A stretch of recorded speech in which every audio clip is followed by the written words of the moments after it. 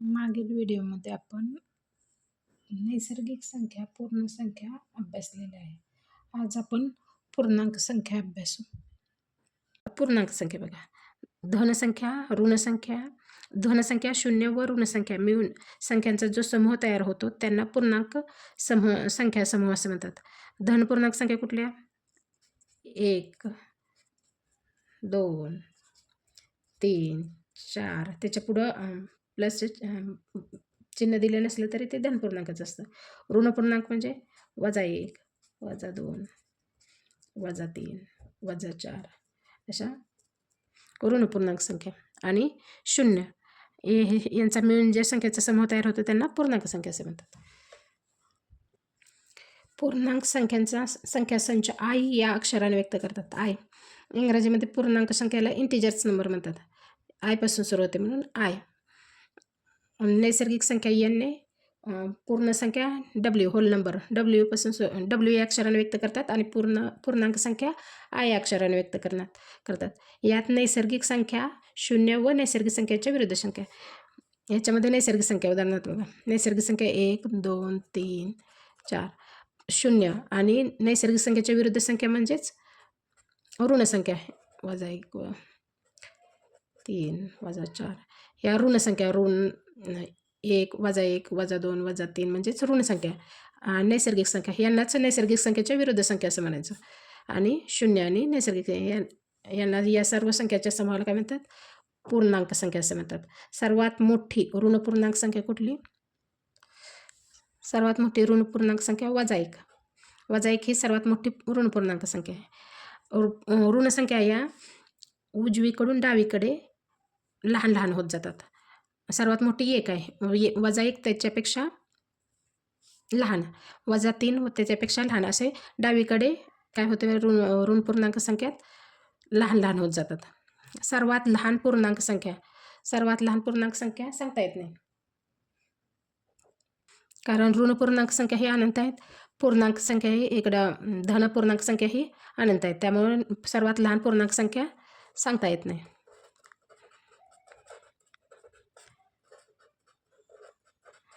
सर्वात लहान धनपूर्णांक संख्या कुठली? 1. आणि सर्वात मोठी धनपूर्णांक संख्या सांगता येत नाही, कारण धनपूर्णांक संख्या हे अनंत आहेत, सांगता येत नाही. शून्याला कोणतेही संख्या चिन्ह देत नाहीत. शून्याला धन पण देत नाहीत, धनाचं पण चिन्ह देत नाही आणि ऋणचं पण चिन्ह देत नाहीत. शून्याला फक्त शून्य असंच लिहितात. शून्याला कोणतेही चिन्ह देत नाहीत. आता पूर्णांक संख्यांची बेरीज, समान चिन्ह असलेल्या पूर्णांक संख्यांची बेरीज बघू आपण.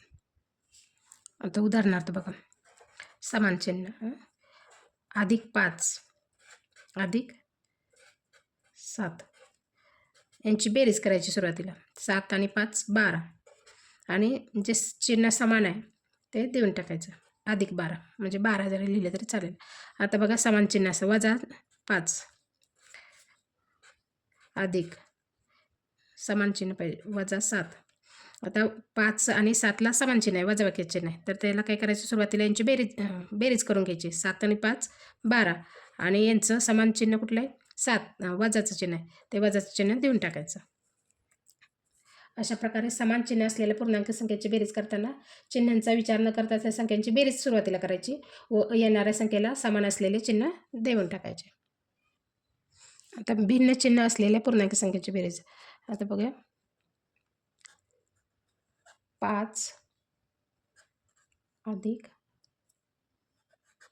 -3 यांची बेरीज काय करायचं? सुरुवातीला काय करायची?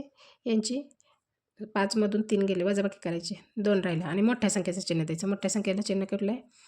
अधिक आहे, ते अधिकचं चिन्ह द्यायचं. आता इथं बघा, आता -5 अधिक 3 असेल तर काय करायचं? यांची सुरुवातीला वजाबाकी करून घ्यायची. 5 मधून 3 गेले, किती राहिले? 2 राहिले. मोठ्या संख्येचं चिन्ह द्यायचं. मोठ्या संख्येला कुठलं चिन्ह आहे? वजाचं चिन्ह आहे, -2.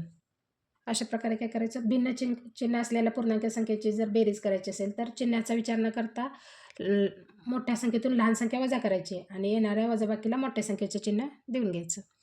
आता पूर्णांक संख्येची वजाबाकी बघा, कोणत्याही संख्येत एखादी धन संख्या मिळवणे म्हणजे संख्या रेषेवर त्या संख्येपासून उजवीकडे तेवढेच एक अंक पुढे जाणे. आता उदाहरणार्थ बघा, 3 अधिक 5 किंवा 3 अधिक 2 घेऊयात. 3 अधिक 2 इथं 3 अधिक 2 म्हणल्यावर याच्या पुढे 2 एकक पुढे जायचं, 2 एकक, 1 आणि 2 म्हणजे किती आलं 5. म्हणजे काय करायचं, संख्या रेषेवर त्या संख्येपासून या संख्या आता 3 आपण घेतले उदाहरणार्थ, 3 पासून तेवढ्याच अंक जेवढे बेरीज करायचे तेवढे अंक पुढे जायचे. आता पूर्णांक संख्येची वजाबाकी करायची म्हणजे काय करायचं, त्याच्यामध्ये एखादी तेवढेच अंक डावीकडे पुढे जायचे. आपण आता बेरीज करताना काय केलं तर उजवीकडे पुढे गेलं तर वजाबाकी करताना काय करायचं, डावीकडे पुढे जायचे. आता 3 वजा 2 उदाहरणार्थ 3 वजा 2 काय करायचं, मग 3च्या डावीकडे जायचं. 3च्या डावीकडे 2 किती आले 1. आता आणखी एक उदाहरण बघूयात, 2 वजा 3. आता 2च्या डावीकडे 3 एकक पुढे जायचं. 1 2 इकडं काय असतं वजा 1 वजा 2 वजा 3 वजा 4 असं अनंत आहेत संख्या.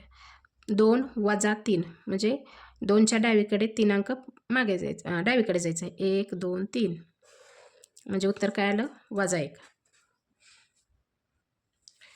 विरुद्ध संख्या बघा, ज्या 2 संख्यांची बेरीज 0 येते त्यांना एकमेकींच्या बेरीज व्यस्त संख्या किंवा विरुद्ध संख्या म्हणतात. विरुद्ध संख्या किंवा बेरीज व्यस्त संख्या. आता उदाहरणार्थ बघा, 3 अधिक वजा 3 यांची बेरीज किती येते 0 येते. मग यांना काय म्हणायचं, 3 आणि वजा 3ला त्या 2 संख्या एकमेकींच्या बेरीज व्यस्त किंवा विरुद्ध संख्या आहेत. विरुद्ध संख्या शून्यापासून सारख्याच अंतरावर आणि विरुद्ध दिशेने असतात. या ज्या विरुद्ध संख्या आहेत ह्या शून्यापासून, आता संख्या रेषेमध्ये बघा इथं 0, इथं अधिक 1 आणि इथं वजा 1, ह्या एकमेकीच्या विरुद्ध आहेत आणि सारख्याच अंतरावर आहे. शून्यापासून 1, इकडं पण 1 आहे. आता इथं बघा 2, इथं वजा 2, शून्यापासून सारख्या अंतरावर आहेत. इथं अधिक 2, इथं वजा 2. हे अधिक 2 आणि वजा 2 हे एकमेकीच्या विरुद्ध संख्या आहेत आणि शून्यापासून सारख्याच अंतरावर आहेत. 2 विरुद्ध संख्यांची बेरीज 0 असते. आता वजा 2 अधिक 2 यांची बेरीज किती आली 0 असते. 2 विरुद्ध संख्यांच्या जोडीला बेरीज व्यस्त संख्येची जोडी असेही म्हणतात. विरुद्ध संख्येच्या जोडीलाच बेरीज व्यस्त संख्येची जोडी असेही म्हणतात. आता मग पूर्णांक संख्येचा लहान मोठेपणा, याच्यामध्ये संख्या रेषेवरील उजवीकडीलची संख्या आहे ती डावीकडील संख्येपेक्षा 1ने मोठी असते. आता बघा, हे 2 पेक्षा 3 1ने मोठं आहे. हे 2 आहे ते 1 पेक्षा 1ने मोठं आहे. 0 पेक्षा 1 आहे ते म्हणजे हे कुठल्या बाजूला आहे, उजव्या बाजूला 1ने मोठं आहे.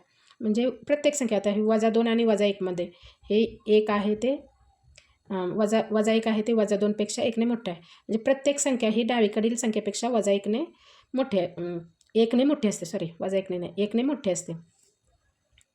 तर उदाहरणार्थ वजा 3 पेक्षा वजा 1 मोठा आहे, वजा 2 मोठा आहे, त्यापेक्षा वजा 1 मोठा आहे, त्यापेक्षा 0 वजा 1 पेक्षा 0 मोठा आहे, त्यापेक्षा 0 पेक्षा 1 मोठा आहे, 1 पेक्षा 2 मोठा आहे, 2 पेक्षा 3 मोठा आहे. आता बघा, ह्या ज्या ऋण पूर्णांक संख्या आहेत यांच्यापेक्षा 0 मोठं असतं. आता वजा 1 पेक्षा 0 मोठा आहे, वजा 2 पेक्षा 0 मोठा आहे आणि 0पेक्षा ह्या धनपूर्णांक संख्या कशा असतात, मोठ्या असतात. 0पेक्षा 1 मोठं, 0पेक्षा 2 मोठं, 0पेक्षा अशा कितीही गेले 1000पर्यंत जर गेले, अनंतपर्यंत गेले तरी 0पेक्षा संख्या मोठ्या असतात. आणि आता ऋण संख्यांपेक्षा धनसंख्या ह्या काय असतात, मोठ्या. आता वजा 1 पेक्षा वजा 3 मोठं, वजा 5 पेक्षा सुद्धा 1 मोठं, वजा 10 पेक्षा 2 मोठं. अशा ऋणसंख्यापेक्षा धनसंख्या ह्या काय असतात, मोठ्या असतात.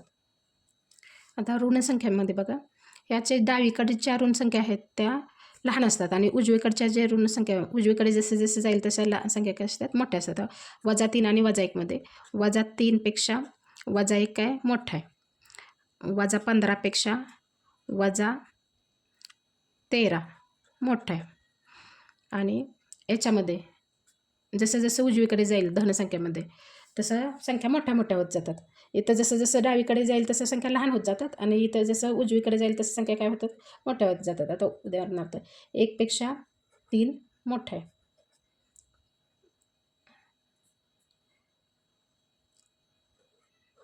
2 1 पेक्षा काय मोठा आहे. पूर्णांक संख्येचा गुणाकार बघा. 2 धन पूर्णांकाचा गुणाकार धन पूर्णांकाचा येतो. उदाहरणार्थ बघा 3 गुणिले 5 3 5 15 हा धन पूर्णांकाचा आला. या दोन धन संख्येत दोन संख्येचा गुणाकार धन पूर्णांकाचा येतो. एक धन पूर्णांक व एक ऋण पूर्णांक यांचा गुणाकार ऋण पूर्णांक येतो. आता -3 गुणिले 5 यांचं 5 त्रिक 15 -15 म्हणजे एक ऋण पूर्णांक आहे एक धन पूर्णांक आहे, त्यांचा गुणाकार काय आला ऋण पूर्णांक आला. दोन ऋण पूर्णांकाचा गुणाकार धन पूर्णांक येतो. आता -3 गुणिले -5 यांचा गुणाकार काय येतो +15 येतो. अशा प्रकारे दोन ऋण पूर्णांकाचा गुणाकार काय येतो धन पूर्णांक येतो. आता पूर्णांक संख्यांचा भागाकार. पूर्णांक संख्यांचा भागाकार पूर्ण संख्या किंवा अपूर्णांक असतो. उदाहरणार्थ बघा 6/2 हे दोन पूर्ण संख्या आहेत, पूर्णांक संख्या आहेत. 6 पण पूर्णांक संख्या 2 पण पूर्णांक संख्या. 2/6 म्हणजे भागाकार पूर्ण संख्या आहे. किंवा आता बघा 7/2 7/2 म्हणजे किती 2/6 उरले किती 1 उरले 1/2 ही अपूर्णांक संख्या आहे. म्हणजे पूर्णांक संख्येचा भागाकार हा पूर्ण किंवा अपूर्णांक असतो. पूर्ण संख्या असते किंवा अपूर्णांक संख्या असतो. ऋण पूर्णांकाला ऋण पूर्णांकाने भागणे. उदाहरणार्थ बघा -6 आणि -2 करूयात. तर हे वजा चिन्ह जातं, फक्त किती येतं 2/6 धन पूर्णांक येतं. आता उदाहरणार्थ बघा -11 -5 याच्यामध्ये भागितले असता याचं चिन्ह जातं, यांना भागाकार जात नाही. 5 दोन्ही 10 पूर्ण भाग जात नाही, अपूर्णांक येतो. 5 दोन्ही 10 आणि 5 एके 1/5 परंतु हे चिन्ह जातं, वजा चिन्ह जातं आणि धन संख्या मिळते. धन पूर्णांकाला ऋण पूर्णांकाने भागणे. उदाहरणार्थ बघा 5 - 3 परंतु याच्यामध्ये काय करतात छेदाऐवजी अंशाला वजा चिन्ह दिलं जातं. -5 आणि 3. आता पुढे बघा एका पूर्णांक संख्येला दुसऱ्या शून्येतर पूर्णांक संख्येने भागले की मिळणारा भागाकार लिहिताना छेद हा धन पूर्णांक संख्या असावी असा संकेत आहे. आताच पाहिलं आपण. आता उदाहरणार्थ बघा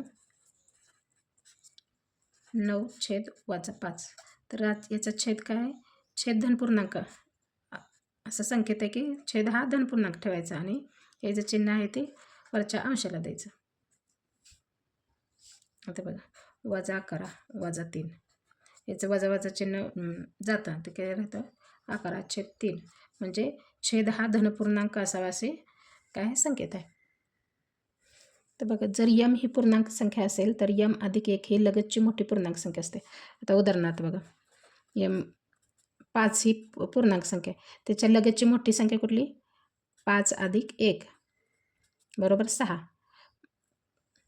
आता यम व यम + 1 यांच्या दरम्यान एक ही पूर्णांक संख्या नसते. उदाहरणार्थ बघा ही 5 आणि 6 5 + 1 6 यांच्या दरम्यान एक ही पूर्णांक संख्या आहे का नाही.